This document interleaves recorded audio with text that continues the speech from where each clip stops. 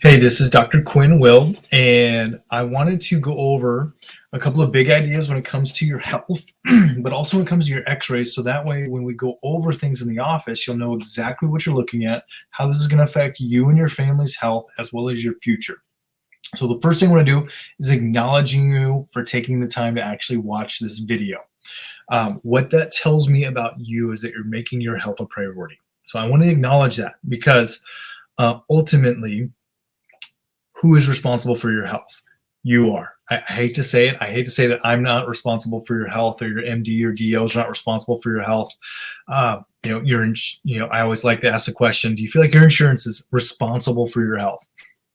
Right? If it was, then it would pay for your Whole Foods bill, it'd pay for your gym membership, it would pay for things that actually promote health in your life, instead of just drugs and surgery, which are the main things that it pays for. So first things first, a couple things we're going to go over. We're going to go over what a good x-ray looks like. We're going to go over what a bad x-ray looks like. So that way, when you look at your x-rays, you'll have a perspective to know exactly where you're at. You'll be a little mini radiologist by the end of this, and you'll be able to make better decisions when it comes to your health or your family's health, when we look at how do we live up to your potential when it comes to the daily life that you get to lead. And so I always love this first photo. This is why I do what I do.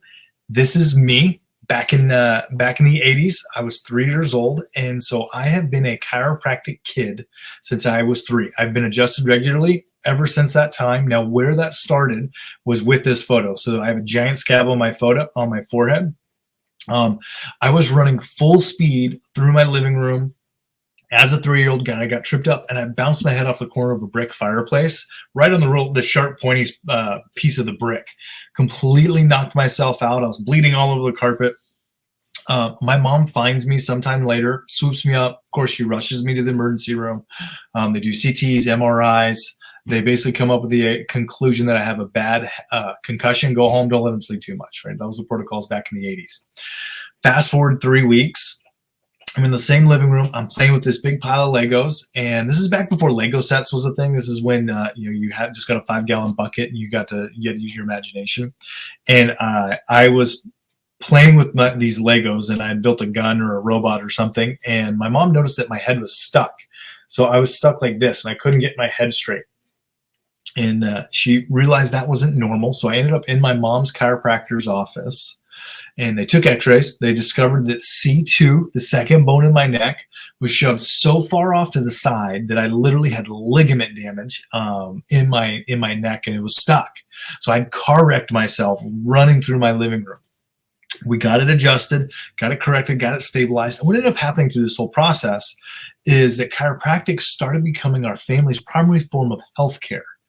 Now, this will make more sense too as we go along, but what that means is, as a kid growing up, when I had a fever or a tummy ache, or I had XYZ health challenge that all kids are going to run into, I would go to the chiropractor first. And then usually within 24, 48 hours, I'm back to being a normal kid. I'm back to playing sports. I'm back to just doing all the things that I normally do. And this was a big contrast compared to the other kids that I would be in class with when I went to school, to where when they got sick, they would end up going to the doctor. They'd have to do antibiotics, or they would do some other drug or therapy, and they would be out for maybe sometimes multiple days or weeks. And then they would come back to school, and they still would be great, or they still had to take medications along the way. So fast forward to when I was in 7th grade, we moved from Washington State to Oklahoma, to Grove, Oklahoma. In the fall, this is right when school starts. What happens is when everybody goes back to school, it typically is what we call allergy season. And I never got allergies, especially when I moved to Oklahoma. And I know that's a popular thing, but I never had any problems with it. And I would sit there and look at my classmates and be like, why do you have to carry tissues in your pocket? Or why do you have to go to the nurse to take a pill to breathe? And I still wonder what those little puffers, what do those taste like? I've never had to experience those. And so when I look back over me growing up, I got to live a clear and connected life. So why I do what I do, and why I take the time to go through what we're going through, is because I truly believe that you deserve to live a clear and connected life. And so does your spouse, and so does your kids. And so what that means is that being clear means that your brain and your body are functioning the way they were designed to, and they have the ability to heal, and we get to honor that. The second part is being connected, meaning that you're on some type of path, purpose, and you're growing throughout the rest of your life. You don't know how many times I sit down with somebody and they say, I want to go do X, Y, Z, but they can't because of a health challenge that they're currently dealing with, or it's been a problem for so long. So this is why I get to do what I do. Now, we got to define what health is so we know when we get there, right? This is super important. So health is a state of physical, mental, and social well-being, not just the absence of disease or infirmity. This is from the World Health Organization. So what this says is you cannot judge your health by the way you look or by the way you feel, right? I think we've been sold and trained to think that way. Now, the other part that I love to talk about when it comes to this, it's literally in the first 4 letters of the word health. How your body heals determines how healthy you are. So what I mean by that is if you are healing at 100%, you're 100% healthy. So if that's true for an individual, if they're 100% healthy, should they ever need a medication long-term? No, right? Or if we have a symptom, you say you pull a hamstring or you have an injury, if you're 100% healthy, those things should get better consistently until you're well. So if we're seeing things that are not getting better, or you've been put on a medication long-term, you cannot say you're healthy. It's just that's the fact of the matter. Now, if we look at this from a functional perspective, so we say 100% health is 100% function, 0% function means you're dead. What is really interesting is you don't consistently have a symptom. You don't have the neck ache, the backache, the digestive problem. You don't feel any of those things until your body's ability to work literally drops below 60%. You almost have to lose half. So the scary part about this is if you're at 62% function or health, you feel great, but you're building 38% disease or dysfunction as time goes on. And so this always reminds me of, there's a guy named Jim Fitz. Look him up, Google him. He is the guy that invented jogging. So back in the 80s, he was the guy that led the fitness or the running revolution. So 70s, before that, no one ran. Health was not part of our culture or vocabulary. And so he was the one that kind of made this a thing. He was 52 years old, looked great, felt great. He was a health influencer by all of today's standards. He went out for a run one night at 52 years old and died instantly of a heart attack. Now, what we know is it takes 8 to 10 years of enough heart disease to get bad enough to where you have your first symptom, which was the heart attack. And so we know that just because you look good, you feel good, you're hanging out at 62% does not mean you're as healthy as you should be or you could be. Now, the other part with this is we know that lifestyle is important, right? We look at this scale. There are things that we think are important when it comes to our health. Things like, what do I eat? Do I exercise? Do I avoid toxins? How do my thoughts affect me on a daily basis?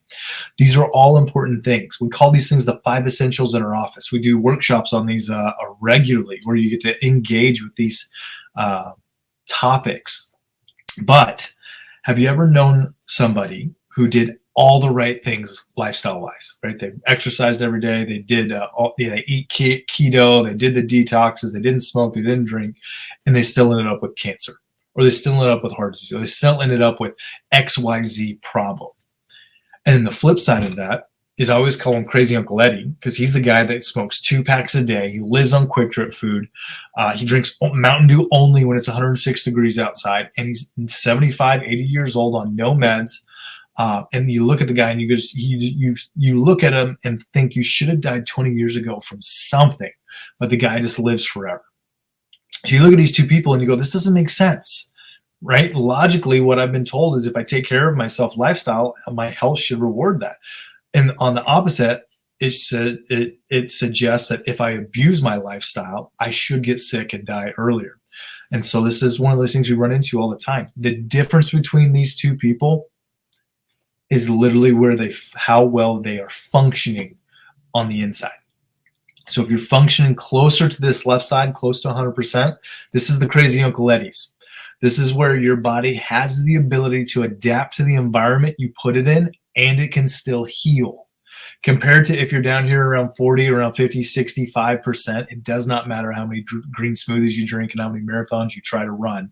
You're still going to be building disease or dysfunction as you go throughout your life.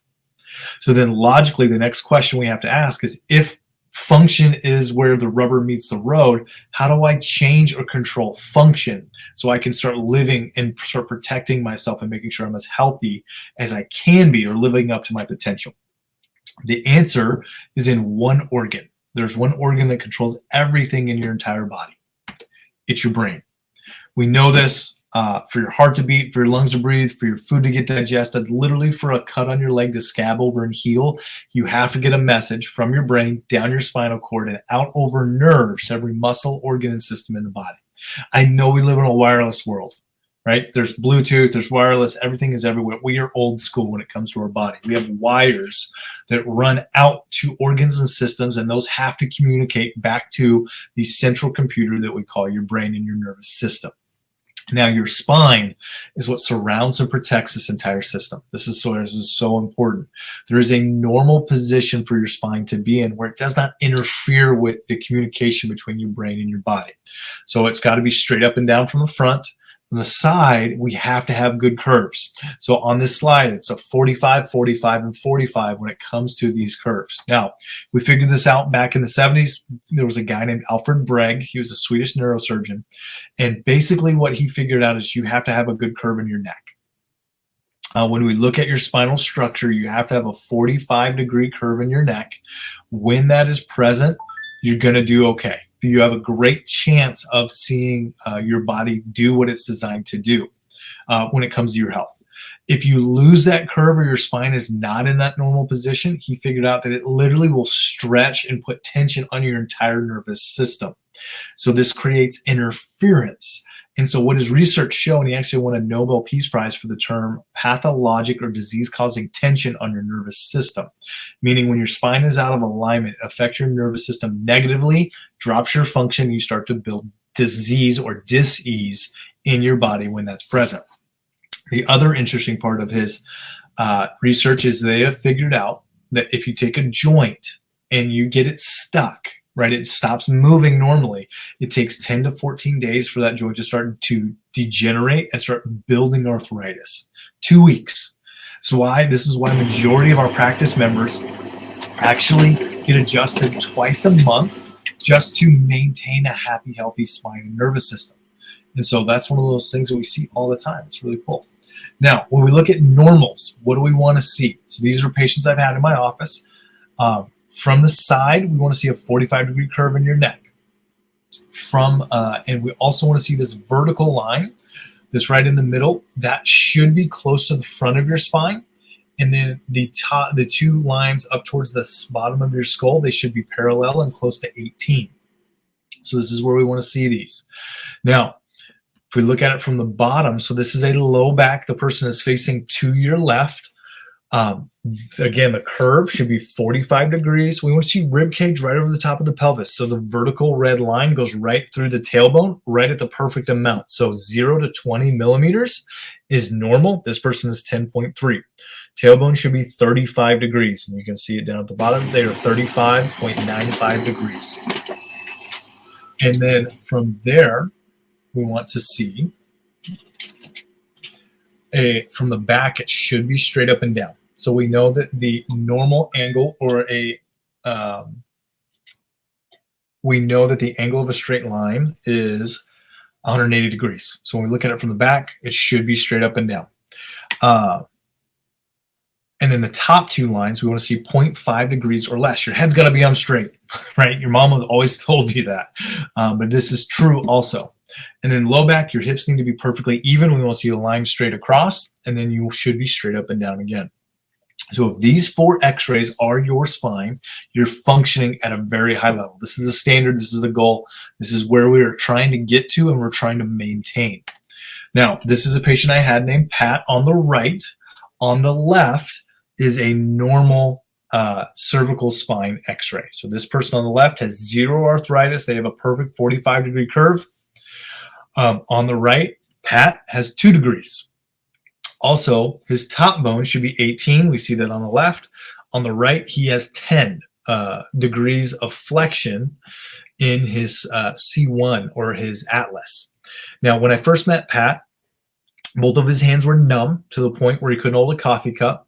He had had a headache that faded in and out of a migraine for 2.5 years consistently, and he was on 2 blood pressure medications. Now, when I look at his x-rays of his neck, it starts to make sense. So C1, the bone that is at 10, the nerves that exit that part, those are the nerves that feed up into your head. So this controls eyes, ears, and sinuses. So this was literally putting pressure on those nerves that caused was causing his headaches. Now down towards the bottom, down below the 2, on the front of his spine, you can see there's some chunks of bone that don't exist on the normal.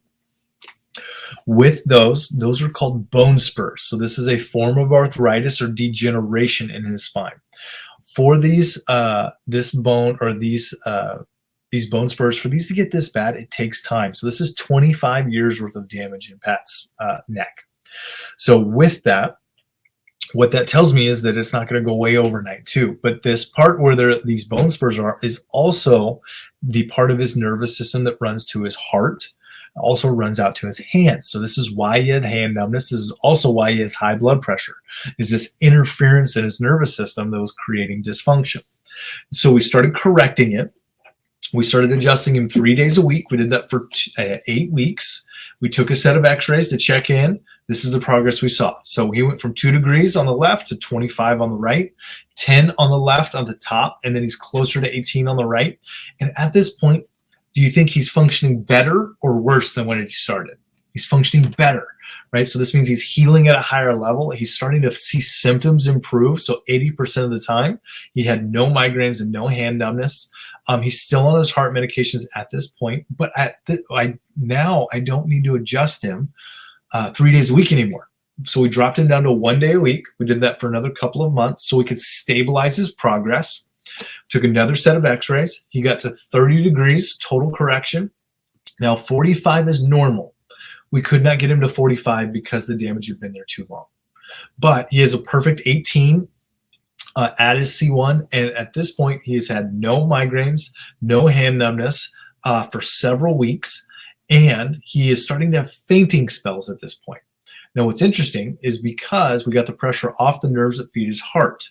So he has normal blood pressure, but he was still taking both of the blood pressure meds that the doctor prescribed him. So he had to go in and come off of his medications because it was literally dangerous for him to be putting those medications into his body, which we love hearing. We love seeing that side of the story because very commonly when you get put on a medication like that, you never come off of it. And logically, if you want to be healthy when you're 90, should you be on more meds or less, right? We want to address cause instead of just throwing drugs at a symptom. Now, full disclosure, Pat, when I first met him, he was a complete jerk. But I don't blame him because if I couldn't feel my hands and had a headache for 3 years, I would be a jerk too. And he was in his early 60s when I met him, and he just was not he was a grumpy guy when we first met him. Now, by the time we took this last set of x-rays, he was this chatty Cathy in the office, and he would always come in and he would be doing his warm-ups, and he basically, because he felt so good, he'd chat up everybody. And he would say, "Hey, what's your name? What do you have going on? I want to hear your story." And he'd always give him the feedback of, do what you're told, do your exercises at home because it's just a miracle I got my life back here in the clinic. And I'd always have to interrupt and say, "Pat, I heard that it wasn't a miracle." And he said, "I feel like it was." And I'd always say, "No, you had hand numbness, you had migraines, you came off your medications and you healed. What did you just go back to?" So for Pat, realistically, he just went back to normal, right? He went back the way he should have been the entire time. So when we think about ourselves or people around us, how many people are living subnormal lives? And one, they either didn't realize it, or two, they didn't realize there's anything they could do about it, right? It's so powerful when you think about it that way. Now, low back should be straight up and down. Hips got to be perfectly even. So what we don't want to see is anything like Jan on the right. So obviously normal is on the left, Jan is on the right. Is this good or bad? This is a scoliosis. This is a bad low back x-ray. This is pressure on her nervous system. This is creating disease and dysfunction in that part of her nervous system. So what this developed into several years before I met her was irritable bowel syndrome, horrible digestive problems that would go from constipation all the way to horrible diarrhea, and it would bounce back and forth. Now, she worked north of downtown Tulsa in the industrial complex doing manufacturing. So she worked 12-hour shifts on hard concrete floors, and she did the same movement about 3,500 times a shift. So what we figured out is that was actually what promoted or caused this scoliosis to develop. This wasn't something she had when she was little. Now, that angle right in the middle of her low back, these are the nerves that feed straight to her colon. So this was interfering with her brain and her body, trying to tell her colon how to work. When we have interference, it builds disease or dysfunction. For her, it showed up as IBS. Now, where this really affected her was when she was in her diarrhea phase. It would always show up for a couple of days. She could not take the highway to work. So what she had to do is she had to go from quick trip to quick trip or gas station to gas station, so she could always be close to a bathroom in case her tummy started talking to her. Right? A horrible way to try to live your life. So she saw an opportunity to get this corrected or get this fixed. And she said, yep, I'm going to do it. I'm going to invest in my future and my health. This makes sense because at the time I met her, she was spending almost $600 a month on medications over the counter, medications from her doctor, days lost from work, new clothes she would have to continue to replace because of the problems she was having. And so she was spending significant amount of money every month just trying to maintain her symptoms. And so what she told me one day, she said, well, if I keep doing what I'm doing, I'm going to be spending 2 to 3 times that by the time I get to retirement age. She said, I don't want to use all of my retirement money on maintaining symptoms or going to doctors or spending it in the medical system. She said, I just don't see how that's going to work. So she started correcting it. Again, it took 6 or 7 months to get it fixed, but she went from 18 down to 4. Her spine is now in a position where there's little to no pressure on the nervous system. She's functioning better. She has ability to heal, and her IBS healed and went away. She had some low back pain that went away as well. And so it's always amazing. I love her story because she still works at the same place. She loves the people she worked with. She liked the pay. She liked the benefits.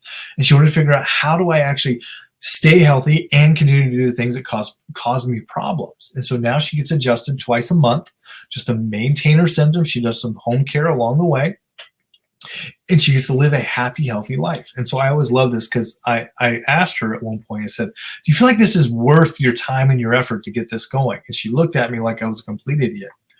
And she said, let me explain this in a way that makes sense. She said, I can take the highway to work every day. I don't have to bring an extra change of clothes to work.